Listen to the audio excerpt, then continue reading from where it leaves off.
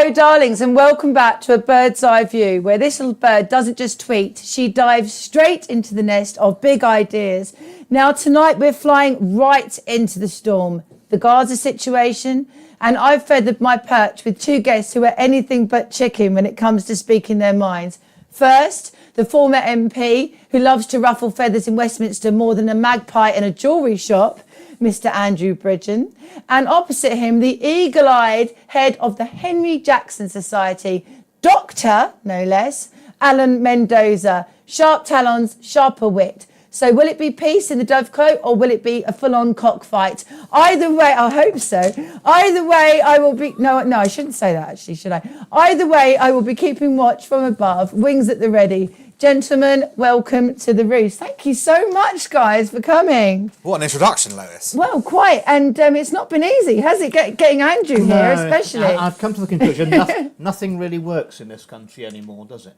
What, including me? Including the roads. The road system, transport, anything. It just doesn't really work anymore. It's been going on for some time, I It's well, we had everything perfectly planned, but unfortunately, Uber had different ideas, didn't they? But we're here now. We're here now. But Alan, you're only 20 minutes away. Yeah, not bad, exactly. So, not bad. You know, it's not for me, it was easy. And even though there's been a slight delay, we filled it rather pleasantly. Well, so we did. We had a slap-up kosher meal. Doesn't get Exactly. any better than that, does it? Result. Total result. But you've been in the papers this week, not just being written about, which Andrew and you are written about quite regularly. Andrew more than me. We'll come to that. You did an op-ed, didn't you, I did. in the Daily Mail? Can you Yes. tell us a little bit about what that was about? Well, it was, of course, in answer to what we'd been seeing in terms of asylum processing rules. Okay. Keir Starmer, the Prime Minister, has decided to finally try and Sir start Keir doing Starmer. something. Well, Sir Keir Starmer, absolutely. And, his solution to the greatest crisis facing this country today is to alter some legal paperwork. And so the Daily Mail thought it was a good idea to have a little, discussion about that and how he's totally missing the point, which of course he is. You said too little, too late.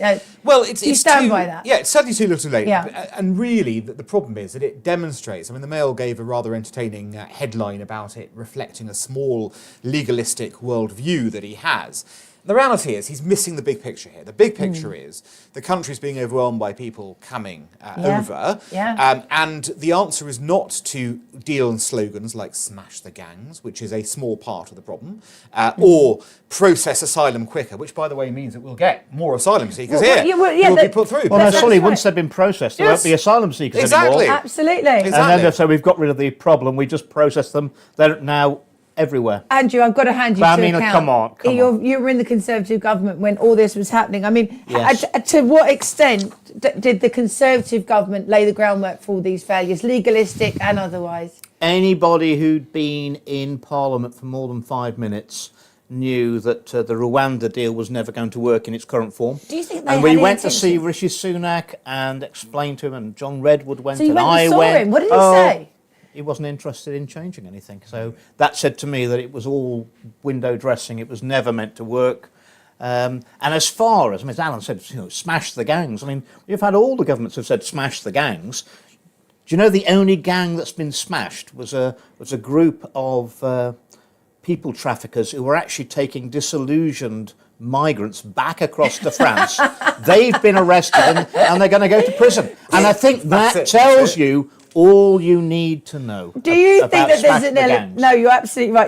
That's 100% correct. But do you think that there's some sort of weird deal that's been done with the Deliveroo companies and all of this kind of stuff? Because I can't help but think that this is being facilitated. I put out a video which was given to me about 6-7 weeks ago. It was actually filmed in 2023. Yeah. It clearly shows the dinghies being loaded back onto a lorry. And life jackets? No, they don't even bother deflating them, and they were going straight back to the ferry back to Like France. an Alton Towers ride. What do you think, Yeah, Alan? but here's a design. Look, the reality is that the asylum seekers are able to slip into the general population because of where they're being housed. I mean, they're living in the community right now. Yeah, That's what that's right. a lot of the protests have, of course, been about. It's Yeah. been about hotels, but also HMOs, people living right next to you. You can have, as you know, a house, 3 floors, 1 flat's an HMO, 2 flats privately owned, and suddenly, before you know it, you've got asylum seekers living in your building. Yeah, or worse, And- you're turfed out, so that or the you're whole turfed out yeah. in this sort of way, but they can be then integrated into the economy very easily. Yeah. The problem is that there are no checks, and here's the issue. Back to the op-ed,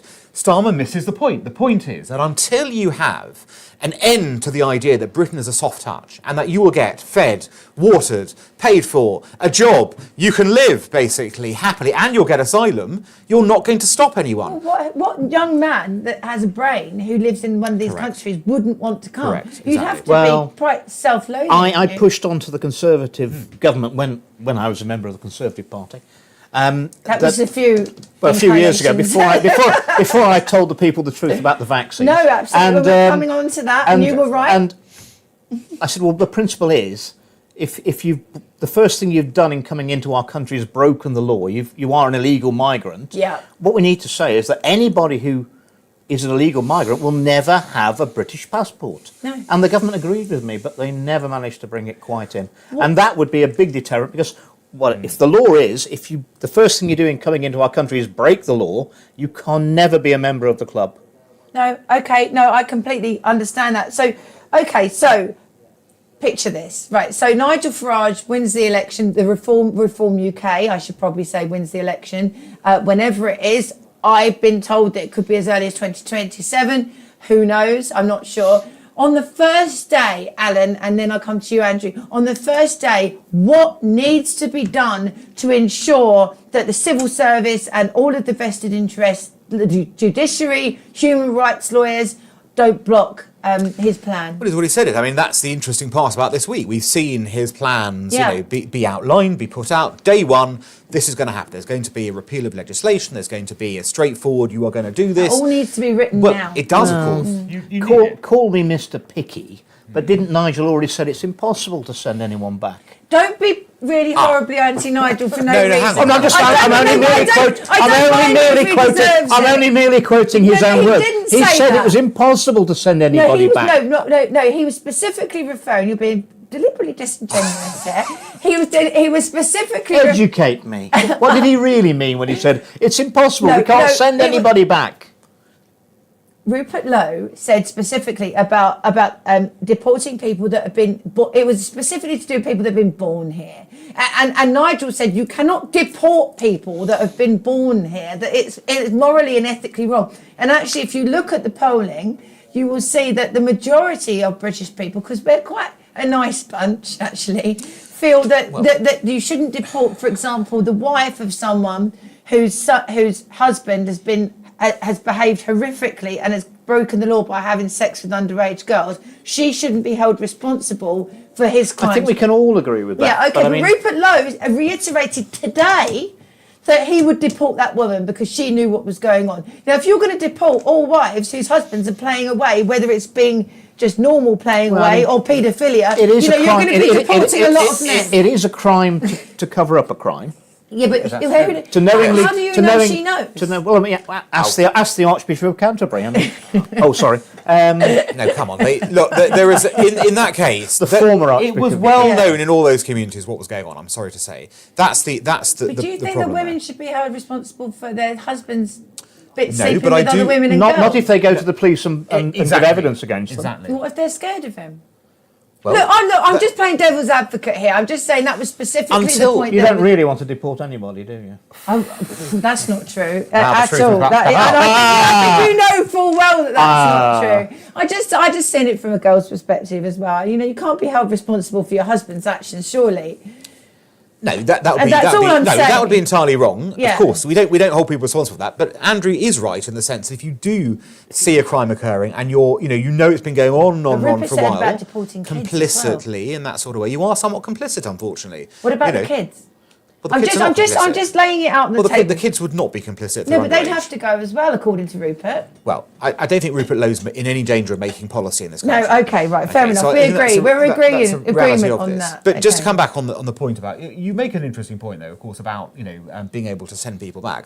That has to be done through treaties. That's obvious. I You have completely you have agree to with you. find a way of doing it. And we still give plenty of money away in foreign aid. Correct. That gives us some leverage Yes. over those countries. If you're not willing to have your criminals back, then we shouldn't be giving you any money at all. I completely agree with you. Or even more, so why don't we put sanctions on people? Sanctions on them. Tariffs, whatever it is, in this sort of way. Trump has shown the way, actually, on this way. Remember the flight to Colombia, right? Remember the Colombians? I They love weren't having it. They weren't having it. Suddenly they were having it because he immediately said, right, we're doing We're gonna give you some 100% tariffs, done, end of story. No, absolutely. Well, I'd just like to reiterate for my viewers that Andrew is completely wrong, and I do want to see mass deportations of illegal migrants. Okay, so thank you very much. And stopping, and a deterrent. We need a deterrent to stop them coming over. Yeah, Alligator which Island. is even better. That's what we need. Or send them to Heston Services. No one will ever find them there. If they're in France, get Lois to order them an Uber. They'll never get here. There we are. Yes, exactly. That's the grand outcome.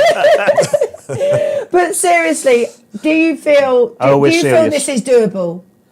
Is it doable? Yeah, All the course it's legislation doable. being broken. Of course Dr. it is Starkey doable. said it's like you need to imagine Gulliver, Gulliver's Travels, obviously, and the Lilliput people and all of the different chords being put over. It's not just one big chord. It's lots of that Blair deliberately set up the legislation in such a way that the ECHR was written into everything, so it was going to be a bit of a nightmare to untangle. And we had human rights before the EHR. Yeah, It's amazing. And amazing. We had it for a long time, didn't we? You Yeah. wouldn't be, We're still alive.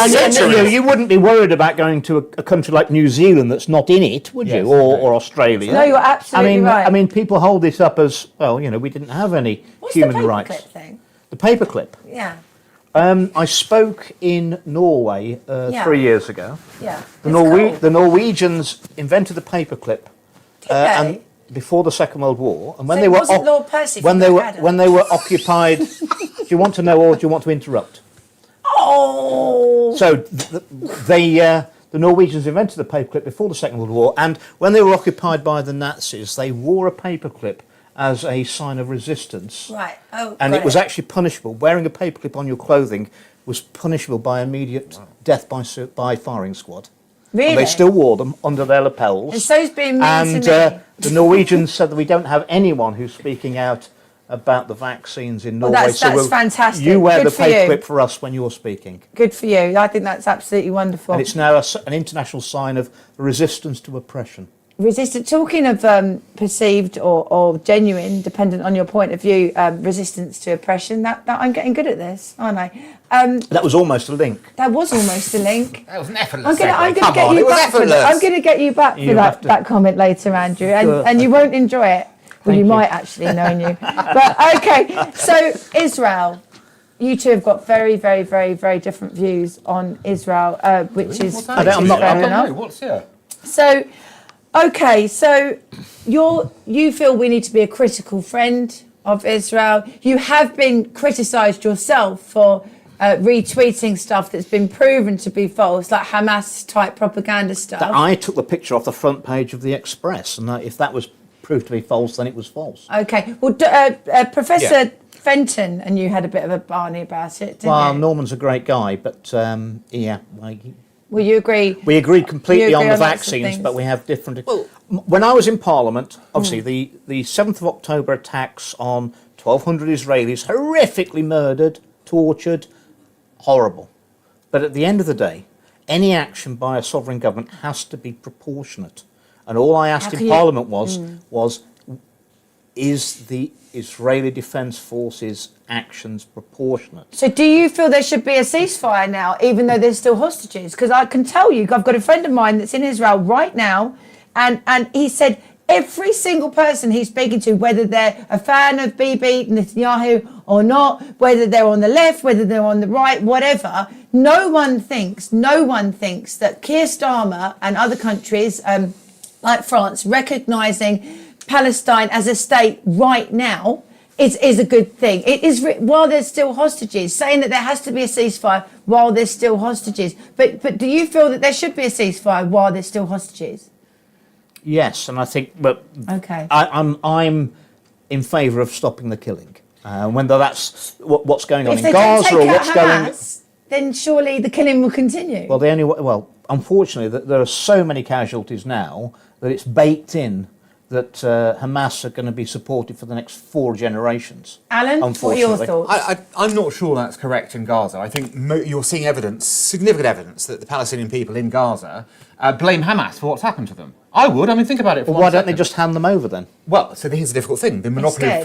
monopoly of force still remains with Hamas. So it's difficult. As you said, resistance is fine with a paperclip, but it's a bit more difficult if someone's got a gun and wants to shoot you in that sort of way. And we've seen during this conflict, every time local Palestinian leaders in Gaza did come up and try to start establishing their own rule, Hamas did what? They went and shot them all. That's the reality of the situation. We have a problem in this conflict, and the problem is that Hamas remains a genocidal terrorist organisation, Islamist organisation, that is not. You cannot live with them as a neighbour. And your point is right. Everyone wants the killing to stop. Nobody wants a war to continue, whether it's there or Ukraine or whatever it is in that sort of way.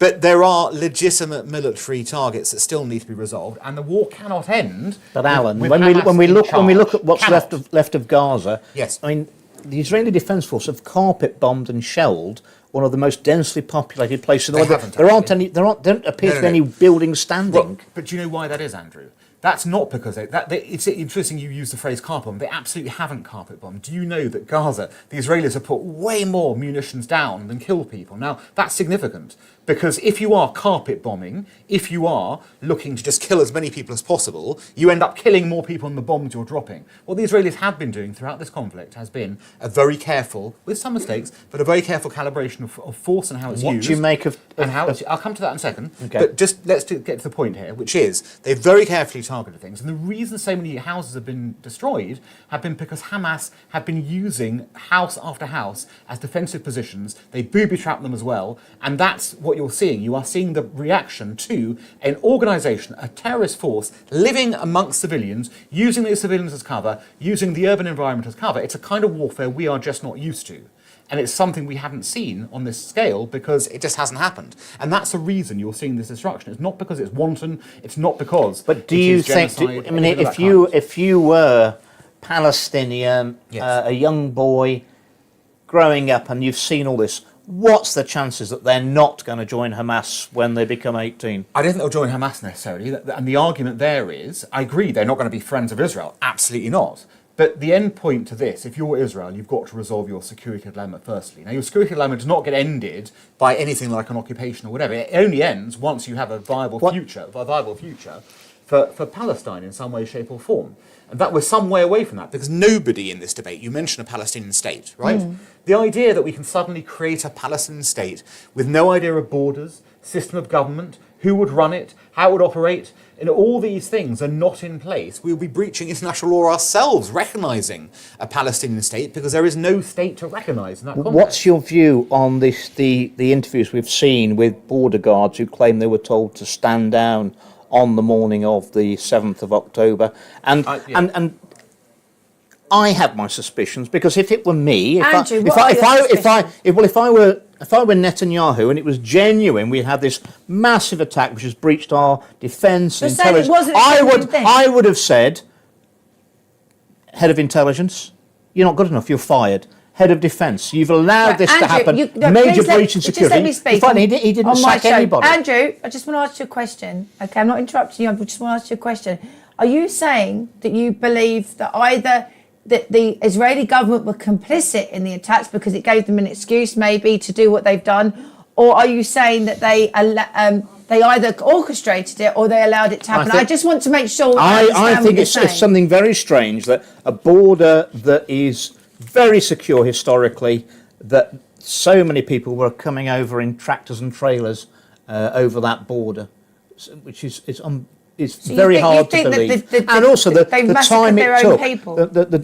The time it took for the Israeli Defence Force, who are one of the best militaries in the world, to get to where the massacre was happening and stop it. And also, if I were Netanyahu and those people had let me down, those ministers would have been sacked because that is a major error to have an attack like that on I'm Israeli going to let Alan in because he citizens. literally looks like he's about to explode. No, I'm not going to explode. Look, I can see why you might think that. Firstly, though, Netanyahu should have resigned himself. Think about it from that perspective. So I suspect that because... But he won't do that, so he should have sacked somebody, shouldn't he? Yeah, but that's what they normally do. You're saying he would have had If you do to. that, the point eventually goes back up to you. And this is, I think, which the issue that will actually sort of look at this whole security intelligence failure. The failure was more than simply a security intelligence failure. It was a conceptual failure as well. Netanyahu had for years ran a policy basically of saying we can live with Hamas and we can co-opt them in what we're trying to do. Right. Once you start thinking in that way, you stop thinking in security terms. You start seeing everything in a certain direction. And this is not unknown in Israeli history. The Yom Kippur War started in a very similar way. Why? Massive intelligence failure, because the Israeli government had just got it out of its head that the Arab states would ever attack them again. Look at 1960. We won the Six-Day War. We beat them all in 6 days. They're going to attack us again? So every piece of intelligence that should have suggested that there was going to be an attack was wished away. No, it's an exercise. No, that's NASA moving Sadat moving a force there. No, the Syrians are just manoeuvring. The same thing happened here. If you look at the report, it's a total intelligence failure based on a political failure to understand what was happening here. And you question why there was such a bad reaction. I'll tell you why. Because the way the Israeli system works is not designed for a threat like that internally. So from a military perspective, Why you not? understand, because the Israeli bases are not set up for internal attacks, as it were, from Gaza or the West Bank. They're set up for maybe external attacks or other forces. So maybe what from happened Iran, was, yeah. once you had overwhelmed the bases next to the Gaza border, the next Israeli bases were miles away. They weren't ready because of the Jewish festival as well, a holiday. There was a whole Was it on set. Shabbat? It was on Simchat Torah. That's It was right, It it was, was just- it was yeah, a rejoicing, it was a very happy festival normally. They were just not aware. Now, it's a catastrophic error, and this will all come out eventually when they do the full investigation. Well, I'm shocked that no one's been held to account. Well, I mean, people it should have- is. well, people have it's, resigned. it's not. Yeah. You know, it's worse than catastrophic, isn't it? Totally. Horrific. It's an utter horrific disaster. And part of the reason the war has taken the form it has is because Netanyahu is looking at changing the narrative as well from that moment to something else. Now, he's had great successes. The defanging of Iran, the destruction of Hezbollah. These are extraordinary triumphs the Israelis have done from a military perspective.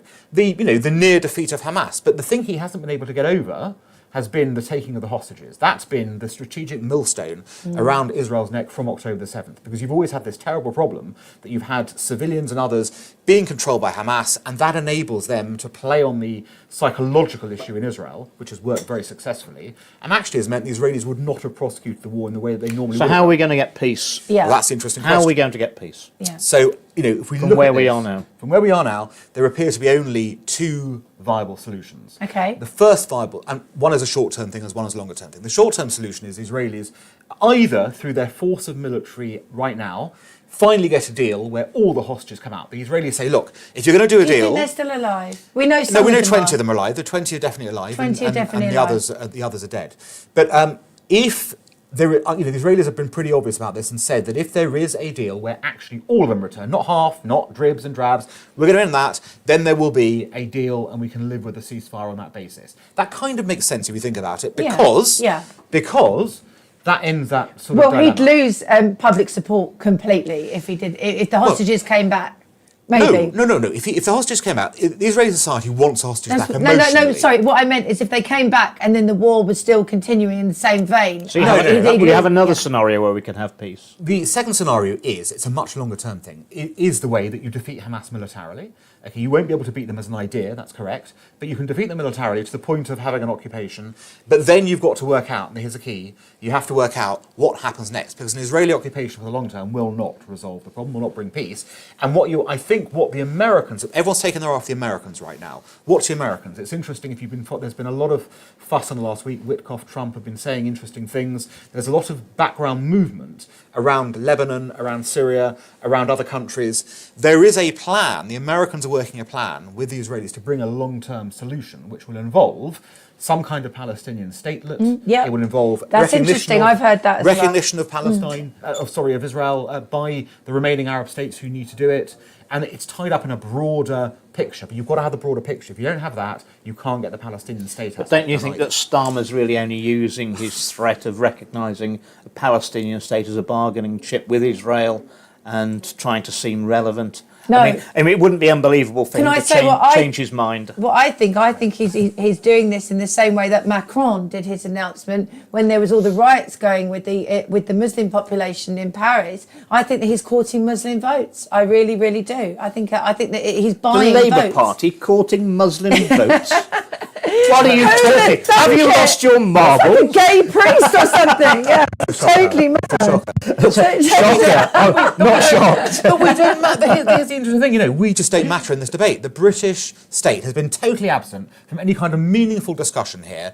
We're not a peace player. We're not a solution bringer. We are into slogans again. Smash the gangs, Palestinian state. That's going to solve the problem. But, and that's the issue. It's about domestic politics. No, absolutely. It is about domestic policy. And another domestic policy, I'm getting very good at this now, another domestic policy that is to do with domestic energy. Oh, come on. Some very sort, good, some very sort of impressive. recognition for Very that. impressive. Net zero. Are you a domestic goddess? Yeah. I just can't help it. I'm just good at everything. And I can sing. You going to sing for us now? No. No. You thought about it for a moment. I did. Well, so the UK's rollout of EV charging points is stalled. Again, who'd have thunk it, guys? Threatening the 2030 ban on new petrol diesel cars. I mean, in my previous incarnation, I had an anti-net zero organisation. We were the first, and we were credited. I attended one of your dinners, and Nigel came as well. Oh, you did. You also had don't talk about Nigel, that dinner. Do you remember? Don't talk about that dinner. Well, how did that dinner? What happened? It was at the Carlton Club. I had a couple of drinks, hadn't I? And I'd taken a couple of prescription painkillers because I've got arthritis, and yeah, I made a joke about you actually, didn't I? I can't remember. I'm not going to repeat it, but It was to obviously say that such a bad joke. No, but to say If it was a good one, it was to say people are still mentally scarred from it is. And then I did a similar thing at the Conservative Friends of Israel thing, which was where I met you. So I just tell you guys, I'm just going to say to all my viewers, I do not mix prescription medication and alcohol anymore. But anyway, There you it didn't go. completely Twice was ruin it. enough, yes. I didn't completely ruin it. But anyway, Heartland Institute is the organisation that I'm working with them. They're an anti-net zero organisation. They are actually Trump affiliated, although they're not linked to him, but they've advised the Trump administration on net zero policy, and they've been going for 40 years. And I'm delighted that they are one of the sponsors of I'd be this show. fascinated to see what Alan thinks about electric vehicles. I mean, for me, it's a pretty bad do if you have to bribe people to buy your products and incentives. But this is just a broader point. If they were good, people would buy them, and people don't want to buy them. No. I mean, I don't want to buy one. No, I don't want to buy nobody an wants EV. to buy them, and that's because we've managed to change the narrative on net zero. The other big problem with EVs is that China has got a massive lock on the global market now. Absolutely, Yeah, but they're that's all making all the deliberate. batteries. And they are selling them all at loss in order that we'll all buy their cars basically, and then all the systems will have all the information about you. They'll know. And they'll switch you off as well. But during COVID, if you got in your car and you weren't supposed to be going out, your car just Well, wouldn't if they've got a kill switch in the solar panels, Exactly. of course they're going to have a kill switch in your car. I'd be very suspicious about anything coming out of China. And I mean, that's if carbon dioxide was a thing, and if it was a thing, which it's not, but if it was, China are producing all these green products. The wind turbines, the solar panels, and the batteries for the electric vehicles using coal-powered power stations. While they are polluting. I mean, that's unbelievable. China are, if carbon dioxide was a thing, which it's not, but if it was, China have increased their emissions every year of the last decade, this decade, and the next decade. They will do by more than our total emissions every year. The whole thing so is it puts things in perspective. Yeah. I mean, I said to Boris Johnson, I was just looking at this. We were at British Gas in Leicester, their headquarters in Leicester. That sounds fun. Was it a good day? Boris was Prime Minister at the time. He came out, I'm creating all these jobs with the apprenticeship. I said, well, the problem is, with the net zero policy, and this is under the Conservatives, I said, the problem is, Boris, you are creating new jobs, but they're all in India and China. No, that's absolutely By right. pricing our industry. We cannot make anything in this country. Our electricity is 5 times more expensive for business than China, 4.5 times more expensive than India. I'm very worried. I'm a Midlander. I think Land Rover Jaguar, with all their travails and their management, I think they're on the point of pulling production out of the UK and going to I think they are. Because of cost terms. Well, they've got a perfect excuse, haven't they? They've had the bungled Jaguar marketing. They've got rid of 500 of their top managers, and the factories are already built in India already. And also, look what Modi did with Starmer, and they took the tariffs off cars. That is not for us to export cars to India tariff-free. That is for them to manufacture them in India and sell the Land Rover Jaguars back to us. If we lose Land Rover Jaguar in the Midlands, we have not got much manufacturing left. That is not thousands of jobs, that's tens of thousands of jobs knock on. Yet bizarrely, apparently, Ed Miliband is the favourite to succeed Keir Starmer, not Angela Rayner, if No, anything don't happened. be. What? He's very popular with the Labour Party membership, despite what we may think of him. We see him as a clown. The whole thing is a clown. It's all relative. It's a low bar, and he's probably classed as gifted by them. That's the problem. Yeah. You know, David Lammy. I mean, I've known all these characters for like 14, Tell 15 us about years. David Lammy. Well, Tell us. however stupid you think he is, he's more dangerous than that because he is not a great intellect, but he's got this self-confidence where he thinks he's brilliant. Yeah, that's and that is a always very scary. dangerous. Did you see I mean, him the on man who Mastermind? says Did you see it? that Syria's next door to Libya, and he's our foreign secretary. What do you It's been- think, it's been- Alan? It's been look, on a foreign policy level, this has been an abysmal government, absolutely abysmal. With the sole exception of how they have managed to cleverly, keep close to the Trump administration. Apart from that, everything else has been truly disastrous. By Chagos Island, deleting tweets. The Chagos Islands. Oh my goodness. surrender. This idea, that we're giving up land because of some potential. With no debate in Parliament, no vote nothing in like Parliament. that, I exactly. don't think that's constitutional. I don't think the Prime Minister has Didn't the they do it ability when to the stand when that way. Parliament was in And have you recess? had it? So it's the Chagos Islands have never belonged to Mauritius. Exactly. No. We're going to Yes. give it to It's you, just a random and thing. we're going to give you 35 billion of our pounds, which we're going to gonna pay you. borrow. We're paying and, you, and we're going to yes. hire it back off you for so many 100 million in the next 100 years. And it turns out that the legal guy doing the legals for Mauritius He's not one of Keir's boyfriends, is It's he? one of his old chums from law school, so yeah. there's no And conflict the of one of interest the Attorney General's whatsoever. friends as well, I Well, I think, mean, if I were, suspicious, I mean, I'd think. Are you a suspicious person? I've Andrew? become a bit of a cynic, become actually. suspicious. And What, recently? having done 14 years in Parliament, I realise that the difference between an optimist and a pessimist is a pessimist is just an optimist who's been around in politics Do you for a remember while. when we were sitting in the? And Sorry, go on. I think there's in that 35 billion sweetener for Mauritius, which is going to pay off their national debt. Call me Mr. Suspicious, but I think think there there's might quite be a bit a of thing- room, you think there quite might a bit be- of room for a kickback or a. I'd say more than a kickback. I'd say Yes. a whole body back. I'd say. The deal made no rational sense. I'll leave it at that. Rather, but it When, made no and for rational me, whenever I've looked at anything that doesn't make rational sense, it's always corrupt. It is always corrupt. Just a little aside. Do you remember when I brought Nana Aquia in to PMQs and Lee Anderson was hosting her and I, and then you and him looked like you were We had about to a knock little- each other out. What was that about? What, you and Lee Anderson? Yes. Yeah, suddenly these boys are fighting, and Nana and I were quite excited. That was Lee Anderson. That was the day when the Conservatives announced that I was expelled indefinitely. Oh, okay. And so I went up to him because he was the deputy chairman. And I said, well, why didn't you tell me? Why have you leaked this out? Because they leaked it, I couldn't appeal. They knew that, you see. Oh, I Because see. it's all on I confidentiality. see. And so they leaked it, so I couldn't appeal. Right. And I said, that's a bit of a low blow, doing that on purpose and not even telling me. And then he came over, because we were all eating in... Did you have a friend's dad with you or something? You had somebody with you? I had an elderly gent with me who was 80, and Lee came over and threatened to punch his lights out. What? And I said, well, that's very brave of you, Lee. Well, don't Allegedly. have a go at me. I'd just like to say for the viewers that was allegedly. Well, he's saying it. So Yeah. I was there. No, but allegedly Lee said that. I don't actually Well, I was remember. there. No, I was there, and so was my guest, and he, No, that's fine. All I remember is that And I thought Nana he was- went to me. Wasn't this exciting? I thought he was Quite very. exciting. I thought he was Backstory, very. Lee Anderson was very brave to threaten to punch a 75-year-old man. Did he? I thought- Had he threatened him? No, No. he said, "Shut up, Grandad, or I'll take you outside and punch you." Oh, well, I thought- Nana and I weren't privy to There's that. not but necessarily, not necessarily the behaviour I was expecting from the Conservative deputy chairman. all I will say is that obviously Nana and he shot off, and I and he weren't. shot off after that, didn't he? I can't remember. Yeah, I did. Nana and I weren't privy to what was said, but all we knew that the boys were fighting, and we were like, You enjoyed that thought. Yeah. What a fisticuffs in the House of Commons. Yeah, but I mean, obviously, Never happened that's not a very feminist thing to say. So I'm going to retract it. No, I'm not actually. I'm not going to retract it at all. Okay, so net zero is a complete load of nonsense.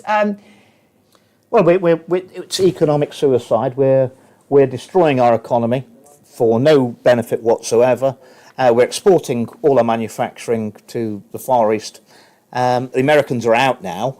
That's the They thing. are. We're less than 1% of And the we're not Here's- fracking. we're less here's than the problem. 1% of the emissions. Here's Yeah, the the problem. whole thing. I mean, the insanity that we buy oil and gas from Norway from the same fields we could extract our own gas. But you'd see under the madness of net zero, if we import the gas from Norway, it counts on their carbon footprint, not ours, And- even though and we're not- burning and it. not ours. And we're, Yeah, but this it's is- all our you balance are of a payments a serving- lot of you are a good. serving Tory councillor at the moment. Yeah, but that so- doesn't come into net zero policy. Well, it does, because actually it's Well, been- Alan has his cross to bear. He's still in the but- Conservative Party. Yeah, well, that's true. It was Theresa May that Yes, signed that was it her up. going away That was present, her wasn't going it? away Well, present. he was in Parliament at the time. Yeah, we never But even had a vote on it. Another one, right. Another one we didn't have a vote on. Look, here's the issue. I think the whole, if we're having a discussion on this basis, I think that what we're really missing the point on, you're right, all this issue about running to net zero on yesterday's technology is madness. We're going to, if you think there's a problem here, and I will say I do think there's a climate change problem, it's real. I don't think it's man-made, by the way. Exactly. I do think it's real. And I do think But you it's called can, the big yellow thing. and you can do something about it. It's called technology. Yeah, we and have adaptation. AI, adaptation. All through history, humans have been able to deal with problems. They Yeah. haven't done it by reverting back to the Stone Age. They No, haven't gone, but we're going to windmills- end all that. No, they haven't done that. No. What they've done is they've gone, let's find a better solution where we can maintain our lifestyle and progress Yes. as opposed to going backwards, right? And we can still save things and conserve things and develop them. So my view is, let's look at the technology approach. There's going to be, in the next 10 years, immense And what do you think about technological change with capturing AI. carbon dioxide? It's just a money laundering Of course it exercise. is. They're But you called just trees. highlighted the interesting part. Yeah. That if you How take many billions? From Norway, that means your footprint is done. It's fine. We can offset it this way. Look, this is all just shuffling, sort of things around. If you want real solutions, we have to wait for the next generation technology to bring those solutions. But of course, and do they're something different. indoctrinating the children in school with all this rubbish. Yeah, I know, but I think the kids are all right. My daughter. They Oh, know, right. really, do they? My daughter's age, they're not particularly woke, and How they're old's your massive daughter? Farage fans. How old's your daughter? 14. Okay. Yeah, and So they're gullible, are they? Oh, he's funny. if I hadn't mentioned the Farage thing, he would have I said, would have done. "Oh yeah, that's a great sign that they're not believing in net zero." But the only party actually that is saying that they're going to abolish all net zero policies at the moment is Reform. But I think Kemi Badenoch's been paying lip Yeah, service but to I it. mean, hasn't No, she? I think she'll get there. I think she'll get there. But I think the interesting part is, look, young people are genuinely concerned about the environment. They are. They've been But fed it. No, but people should be concerned about the environment. the Lois. environment's different to climate No, change. exactly. But Yeah. about the environment and about if there is going to be. I like planting trees. I think they're very good for carbon They're very capture. good for carbon Well, capture. we're They're also good for the in country. northwest Leicestershire. Full We've stop. got the heart of Yeah. the new national forest. Beautiful. So we had a lot of coal mines. Yes. The last one shut in '91.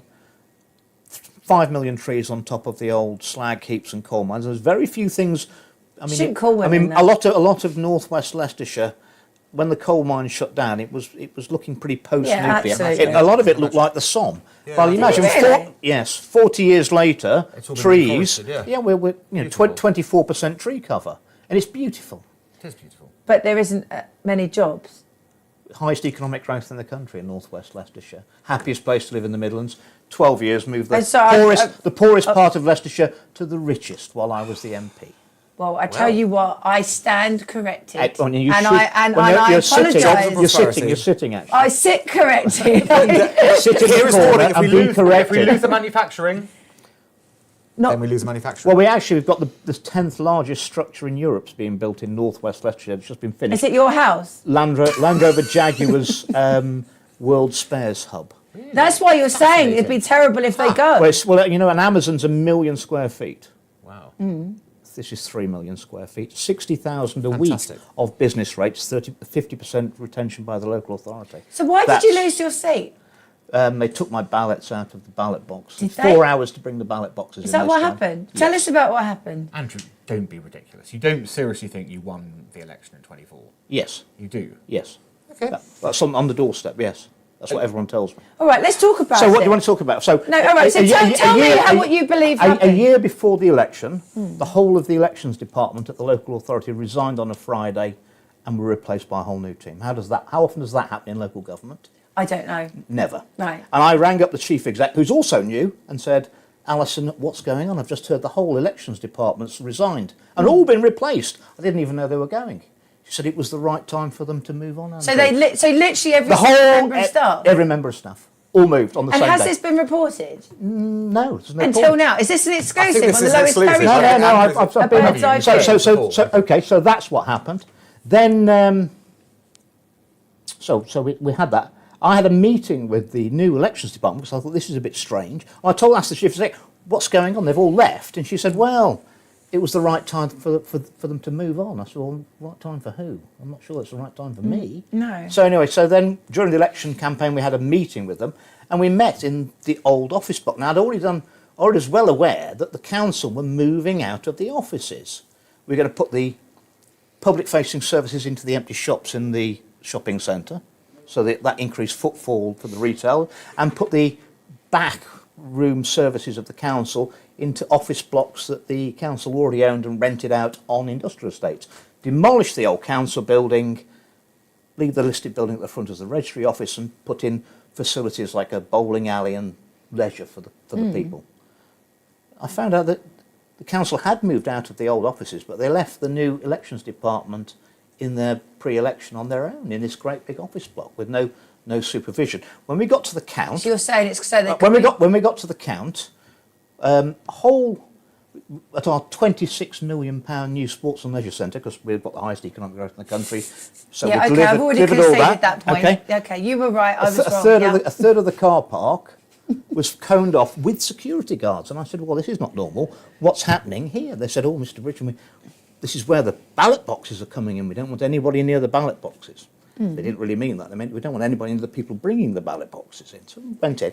And then the chief exec knew, who stands up, she's the returning officer, she stands up and says, shaking, can't speak, voice at 10 Yeah, o'clock. well, women are often like that, aren't you? Yeah. Well, they're only human. But Well, I don't even know I've got through the interview. but she is a lady who's on more money than the Prime Minister, probably. Right, okay. So she stands up and she said, I need to make an announcement. It's going to take a very long time to bring the ballot boxes in tonight. We might not get onto the count proper until 2 in the morning. That's 4 hours after the polls are closed. Right. Right? My seat had actually gone down from 120 square miles to about just over 100 square miles. I'd lost 2 wards. So I've got small. We've always got the ballot boxes in the last 4 elections and the referendums in about 35, 40 minutes. Right. But tonight it's going to take up to 4 hours And to what bring was the her ballot. reasoning for that? There's no reasoning. But she knew in advance, right? My vote dropped from 63% in 2019. And bear in mind, I'd led Brexit for the East Midlands. Well, the Conservative Party, the Labour Party, the Liberal Democrats had all been in favour of staying in. I was for leave. 61% of my electorate voted with me to leave. They didn't vote with the Labour Party and the Conservative Party and the Lib Dems. They voted to leave. And then I got 63% in the 19 election. According to the votes, I got 3.2%. You're joking. And I put more leaflets Oh, out. Alan, you've got to admit that's a bit I put strange. more leaflets. No, I it's put not more strange. leaflets It's out not than strange at anybody all. else. I had more volunteers than anybody else. can I- Right, hang on. And you got the coup de grace is that the day after the result, I took a phone call from a constituent who I've been speaking to since the madness started about 5 years ago before COVID. And he said, I need to tell you something, Andrew. He said, first of all, he said, my wife and I voted for you, as we always do. He said, but I need to tell you, I work for Ipsos Mori, the exit poll people. And I was tasked with doing the exit poll in your constituency. And what was his figure? He said, we didn't do it. 2 weeks before the election, he said, we were all sorted in North West There was Leicestershire. no exit polls, no tellers. He said, no, we were all sorted. We got everyone recruited. He said, and I knew that Ipsos Mori, nationally, was struggling to get enough people to man all these. They have people there from 7 in the morning till 10 at night, and they actually ask every fourth person who comes out. You have to count the people out, every fourth person, not every person, and you write them down. So we're all sorted in North West Leicestershire. 2 weeks, inexplicably, 2 weeks before the election, he took a phone call and they said, "Stand down. We do not wish to poll. Not wish to poll North West Leicestershire." Right. Well, okay. So you've given us a convincing argument. Just before we move on to the last and topic, I can't walk around in my old constituency without half the people telling me they voted for me. And Alan, just your thoughts. I'm being stalked by the 3%. They're everywhere. Well, okay. Join the club. Well, look, Andrew, you've got your view, fine. I'm not going to say much more about it, but I suspect that Alan, the please history. do. No, the history of independent candidates is that they tend not to win seats. And now we know why. Now we know why. No, we don't know why, Andrew. You were not. People did not. There wasn't a grand conspiracy. Well, all I'll say is that it's 21 days to object to an election. Yes. Nothing to do about that. But there's no statute of limitations on election fraud. Okay, we so have so many debates in Parliament about voter fraud, where someone might vote twice. We've never ever had a debate. So we've never had a debate in Parliament about election fraud. But on a serious note, then do something about it. I feel, looking at it from the obvious point of view of historical elections, people who leave a party or expel from a party, whatever the phrase is, and don't join another party. So Jeremy Corbyn got in there, didn't he? Yeah, but Jeremy Corbyn is a very different case in point to you. For one thing, Jeremy Corbyn has built a movement around him for years, basically. He spent years building a movement, and he had a momentum organisation around him, all the rest of it. He was always ready to run. I had more deliverers than anybody else. Okay, but at the same time, you were up against a whole set of political parties who were... No one's ever heard of the candidates. Nobody. But with respect, you know full well that in certain places you can elect a goat with a rosette versus a very successful, very well-known person. The Conservatives never won an election that I didn't front in North West Leicestershire since the 90s. Okay, but the point is, you don't think that it's remotely a possibility that you could have lost normally. You don't think that? Remotely a possibility. I thought I was going to win with about 35% of the vote, which is just a bit more than half. Well, you told me you were going to win. Yeah. Well, the people told me going to win. If you really think there was a large-scale fraud on that scale, well, can you explain? No one can explain why it took 4 hours to bring the ballot boxes in. Where we could have bought them from Scotland. Incompetence. I'm not being funny. The ballot boxes take a long time coming in Westminster, where I'm a councillor, and they're even smaller. The space to get in from say St John's. And no one saw the ballot boxes open. They were bought in the back. So then, hang on. So let's just take it to the logical point. You've just raised the point about there's no statute of limitations on fraud. Take it to court. If what you are saying is true, it's fraud on such a large scale. There's no way it could have been covered up. No way. There would be a thread somewhere which you could pull on to get. So if you really think that's the case, you should take it to court. We just need it. Can I say something? Well, it's interesting. It's interesting that obviously being an MP for 14 years, I met various numbers of senior police officers who've been in charge of the police in North West Leicestershire, and one of them who's retired bumped into me a few months after the election, and I said, he came over and said to him, "What's going on?" I said, "Well, I'm pretty annoyed about what's been done at the election." And he looked at me and said, "Well, I said, they fixed the result in North West Leicestershire." And he looked me in the eye and said, "Andrew, what did you expect them to do to you? The establishment to do to you?" Well, and the reason why... I had a Sikh guy rang me from Ashby de la Zouch, a big supporter. There's 8 voters in his house. He said, "You got 0.5% of all your votes out of my house in that case, because you got 8 votes." He said, "You only got 1,500 votes altogether, down from 34,000. Yeah. The reason why, if indeed that was the case, what you allege has happened to you, then would you argue that it was because of your stance? This is going to be another great link I see what you're doing there. To COVID-19 vaccines, because and it's actually been in the news this week because the appointment of Retsef Levi by the Centre for Disease Control in America, obviously, is being seen as a significant development, as he has publicly called for the halting of all mRNA-based vaccines, which, of course, the vast majority, apart from the Russian one, apparently, I was told by a friend of mine earlier on. Which is called what? She's called what? What? The vaccine, the COVID vaccine. Yeah, what was it called? What, the one that... The Russian one. I can't remember. Sputnik. Yes, Was it really? it I was, didn't yes, know yes. that. He said that his parents had the Russian vaccine. He's actually Hungarian. But yeah, so they're going to be halting all the mRNA vaccine programs over safety concerns.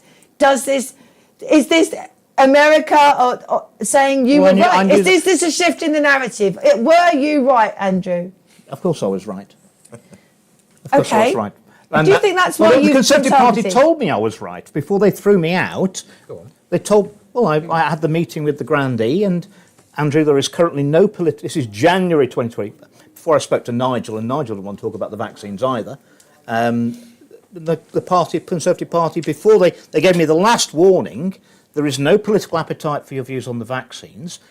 There may well be in 20 years' time, and you're probably going to be proven right then. But in the meantime, Andrew, you need to bear in mind you're taking on the most powerful vested interest in the world with all the personal risk for you which that will entail if you continue talking about the vaccines. Who told you that? A Grandee of the party. And you were threatened? No, hang on, who? Jacob Rees-Mogg. Okay, interesting. Didn't you told me and a colleague of ours after my show that I used to have on Talk TV that you were you said there's no point threatening you because you've had the vaccine and you're probably going to be dying shortly anyway. Oh yes, that was and you're alleging that was a cabinet minister right, came so up to me in February 23 and put his arm around me and whispered in my ear, you can talk about the vaccines all you want to, Andrew, but you're vaccinated. That means you're going to be dead of cancer soon. And laughed and walked off. So he was inferring that he hasn't been vaccinated. Of course he hasn't been vaccinated. In that case. All right, well... Anyway, so what's going to happen with Kennedy? He's going as fast as he can. We dropped Kennedy into... And people have said, I'm pretty annoyed because you're going to get rid of the mRNA straight away and change the childhood vaccines. Dropping him into CDC was like helicoptering in the new captain of an oil tanker to an oil tanker you wanted to turn around. You dropped him in by helicopter. Who, Boris Johnson? No, Robert Kennedy Jr. Oh, Robert Kennedy Jr., right, I was just saying. I missed a bit there. And people say, well, he hasn't changed the... Well, yeah, but the crew were all in mutiny and he's locked out of the wheelhouse. Big Pharma have completely controlled the CDC for a very, very long time. It's a revolving door. They've controlled all the regulators. So what you're saying and we've got the same in this country. And it's taken time. I know Robert Kennedy a bit. He actually rang me. He was the only person who rang me when I was expelled from the Conservative Party. Not one of my colleagues for 12 years even contacted me. When I took a phone call from a presidential candidate within an hour on my phone, and he said, it's disgraceful what the UK Parliament's done to you. You're very brave for telling the truth about the vaccines, and I'll back you. I know Jay Bhattacharya better, who's now got Anthony Fauci's job at National Institute for Health. They are going to come out in September with the link between autism and the childhood vaccines and what is in there that's causing it. That's going to be the first step because the 6 billion of us. I had somebody today tell me that's about to come out. That's going to come out. That's going to come out next month, and that is bear in mind it's far worse with the COVID vaccines. Is it? Absolutely. But no one seriously gave the COVID vaccine to their children, did they? No, did well, they? some people did. 6 billion. I know Labour. I know Labour MPs who did. Just to show what great people. Well, they were going. Oh, no, they said they were going on holiday. They wanted to go to Disney. I said, well, it's a bit of a shame to jab your 4-year-old because you wanted to go to Disney. Alan, what do you feel about the whole COVID stuff? I don't know your views. It'll break in October. The COVID stuff will come out in October, and when you realise that the vaccines have been harming the children, that's the stepping stone. Because if they told you everything about how bad it is with the COVID jabs, I mean, people will be having big problems coping with it mentally. It has to come out slowly, I'm afraid. Thank you. Well, look, I'm not a health expert, and I'm not, going to get into, the sort of... My degree's in biological sciences with biochemistry, specialising in virology, genetics and behaviour. I'm not for a moment suggesting... You're such like a... No. It's fine. It's important. If he's got a speciality, it's important to Well, I stood up in Parliament and stopped them jabbing the babies, the under fives in this country, on my own, and it cost me my career. Yeah. But, not many people get a chance to save children's lives, and I did, and I took it, because that was worth it. No, I think this is obviously not. This is definitely not settled science. That's quite clear in the sense of there's a lot that will have to come out about this and discussion. I don't think for one moment. Look, let's just take a historical Do you think it'll view. be like a formaldehyde type thing? It might do because let's take a historical Thalidomide. view. Let's take it. Oh, that's what I meant. Bear in mind, but let's Alan, say- you realise that when I looked into thalidomide, Yeah. Sorry. it was withdrawn in 61. It was 1972 before Before- the word no. thalidomide was debated and before the Precisely. compensation scheme was set up for the victims, Yeah. who were sort of 12 years old, 13 it's years old. ridiculous. All, Alan, sorry, all you I were can saying. say on this is that, again, not as an expert, I can understand why they tried to rush the vaccines out. I totally get that. But in so doing, they didn't follow normal procedures, of course. We know that. We know they didn't do the procedures in terms of... Unless you they didn't have believe time it to was do And planned. also, No, it Alan, absolutely surely was you not must be planned. a little bit suspicious when, OK, they're brought in an emergency use authorisation, but they've gone into 6 billion people's arms, and Yeah. 4 years later they're still on emergency use. Well, I mean, surely that we've got the data now. I mean, no one's releasing the record level record level data because it's damning. About... The deaths and the harms from the vaccines. I mean, it's the death and the harms. I mean, I'm not being funny, but, I know loads of people who've been jabbed and nobody's died, okay? Or damaged in any way, shape or form. So just anecdotally... Well, let's look at the excess deaths we had since the pandemic. Okay, but the people I'm just talking about anecdotally from people I know, right? And that's, I There have were to no put that COVID aside. deaths in Haiti where they didn't give any vaccines out. There were no- Lowest COVID fraction of There must have been 1%. some- yeah, Fraction okay, of but 1%. In, we know that there were certain areas in that sort of way. But I will say this: my father died from COVID. Okay, so and he died in December before the vaccines came out. So from my perspective, had I had the opportunity to give him a vaccine, I'd have done it. Okay, absolutely, because clearly life is better than death, whatever that life might be under a vaccine, that sort of way. So there is a personal issue there that and equally the people I know, like I said, nobody has died in that way. So I'm not suggesting for a moment that I know the science of it. I think there's a lot that's going to come out here. I do think that. I think there has to be a very big reckoning about understanding what happened. I don't think it was deliberate, not at all. I think we've got regulatory capture. When you've got When you say 86%, regulatory, but that's our point. We didn't 86% of the medicines and healthcare product regulatory agencies' budget is paid by Big Pharma. And you've got a revolving door, and that's the same problem they've got with the CDC. And we know that Anthony Fauci lied. He lied. They funded the gain of function of the coronavirus. And he lied to Can I the just say Senate. that I know and have met a huge amount of people that have been really damaged by having almost immediately My following taxi the driver, vaccine. That's my really taxi interesting. driver Yeah. was a young Asian gentleman, worked for the NHS, was actually moving the PCR tests about during the pandemic, forced to be vaccinated. He had 2 AstraZeneca, same as I did. Amazingly, had exactly the same side effects. Came out in autoimmune problems, hives all over his My body. nan had one vaccine because she was put under a lot of pressure from not least the GP, and she comes from a generation where people do what the government tell them because they think that the government's actually, they still believe the government has their best interests at heart, which is very sweet. But she had one jab and she got shingles immediately, and she said, "I'm not having any more." She Okay, run the really GP. interesting. Well, the biggest side effect of having the COVID jabs, any of I mean, them, it went was that away, you but- caught COVID. You got yeah, COVID. yeah. I mean, So so- that's the interesting part. And But the other interesting, here's the other interesting part. So COVID is apparently still circulating, right? Doesn't affect anyone anymore, no, does but it? they, It's called the cold. viruses tend to attenuate over time, so they become more transmissible and less lethal. That's the theory, I mean, yes. and a third of all common colds are coronaviruses, And of and course, they're a snivel. So that kind of- So And of it's course, going to no one evolve. died down- of the flu, didn't you know? yeah, we didn't have any flu. No, we had no one caught the flu. No one caught Yeah. the flu. No one For died 18 from the months. flu. Yeah. I wore the mask once. There's a lot to come out in about church. the Well, that'd be very- pandemic. well, I was going to And- say, there is a lot to come out. That's the interesting Okay. part. There is a lot to come out. And I think, when that comes out, we'll be able to be in a position to assess this in a better way. I really think so. Okay. Well, I bought a Swarovski encrusted mask that I wore precisely once because my priest asked me to. And then I said to him, I can't do this. It just goes against everything that I believe in. I just think that it's just, it's just. Well, the controlled. SNP in Parliament kept wearing the mask when it wasn't mandatory, and I thought it was a good idea because they should just wear masks. But I mean, Yeah, well, I think That's the honest thing. anybody looking at those paper masks, the holes were 800 times bigger than the virus. I reckon I could just get squeezed through a doorway that was 800 Well, times you know, bigger than me. well- I think it'd be like trying to stop a mosquito with a picket fence. Absolutely right. And most woke women are hideous anyway, so I'm glad they wore masks. Right, okay. Well, darlings, the feathers have certainly flown in the roost tonight, from the choppy waters of the Channel to the deserts of the Middle East, and from the stalled electric highway to the sharp end of the vaccine debate. We have covered it all. A huge thank you to my two prize hawks, Andrew Bridgen and Dr. Alan Mendoza, for not being afraid to swoop in on the big issues. This little bird will be back on her perch at the same time next Wednesday, so make sure you flock back. Is it too many bird things, isn't it? For more, in the meantime, spread your wings and share the show far and wide. You've cooked your goose. Oh, enough. Oh no. And don't forget to give us a like. Until then, keep your eyes on the skies and cheerio. Mwah.